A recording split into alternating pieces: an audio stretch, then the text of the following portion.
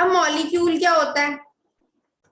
Molecule जो है ना वो सबसे छोटा पार्टिकल है जो कि इंडिपेंडेंटली एग्जिस्ट कर सकता है।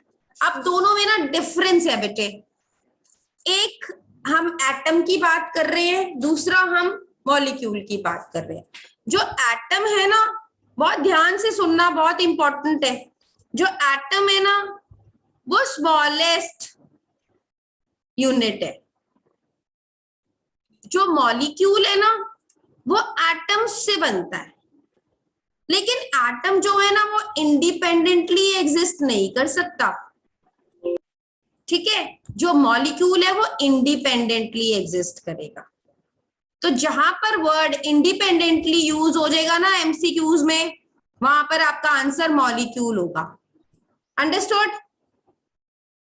Got it? Thumbs up.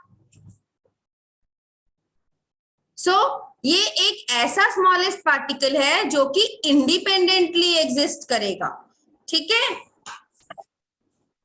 Molecule जो है उसमें सेम टाइप ऑफ एटम्स होंगे। अगर हम हाइड्रोजन की बात कर रहे हैं, हम हाइड्रोजन मॉलिक्यूल की बात कर रहे हैं, तो अब हम हाइड्रोजन मॉलिक्यूल की बात करते हैं। जो हाइड्रोजन मॉलिक्यूल है ना उसको H2 लिखते हैं।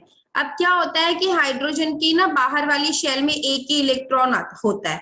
आमतौर पे क्या है कि KLM ऐसे करके हम शेल्स को डिवाइड करते हैं, और जो K शेल होती है ना सबसे पहली शेल, उसमें मैक्सिमम 2 इलेक्ट्रॉन आ सकते हैं, L में मैक्सिमम 8 आ सकते हैं और M में 8 आ सकते हैं। तो इसमें सिर्फ K शेल है, तो इसको अपनी inert gas configuration, inert gas configuration का मतलब इसको पूरा भरने के लिए 2 इलेक्ट्रॉन्स चाहिए। इसके पास एक ही इलेक्ट्रॉन है। अब इसने क्या किया, एक इलेक्ट्रॉन थी जो दूसरे एक और हाइड्रोजन एटम के साथ इसने शेयर कर ली, तो ये H2 मॉलिक्यूल बन गया। ठीक है, तो H2 मॉलिक्यूल जो है वो ऐसे बन गया। तो इसमें क्या हुआ, सेम टाइप के एटम्स होंगे, दोनों हाइड्रोजन के एटम्स हैं। ठीक है, ऐसे ही ऑक्सीजन का हो गया, ऐसे ही नाइट्रोजन का हो गया। ये मैंने आपको जब single, double and triple covalent bond बताया था, तो मैंने आपको ये समझाया था कि कैसे बन रहे हैं।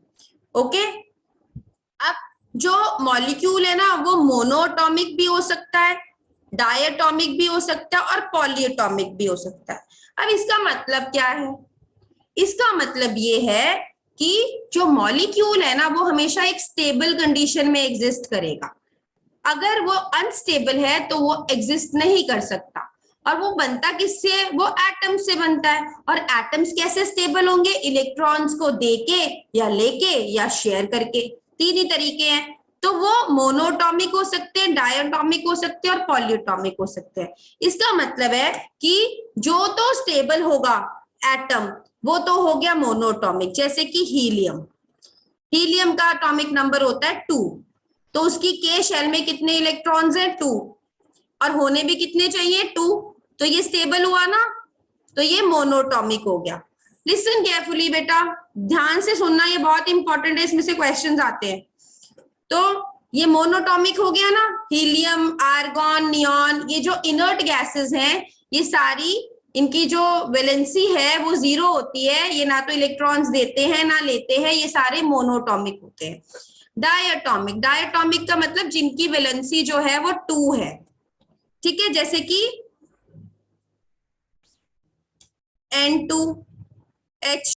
पूरा वीडियो देखने के लिए और लेटेस्ट एग्जाम अपडेट्स जानने के लिए डाउनलोड करें कैरियर डिफेंस स्कूल का एंड्रॉयड ऐप।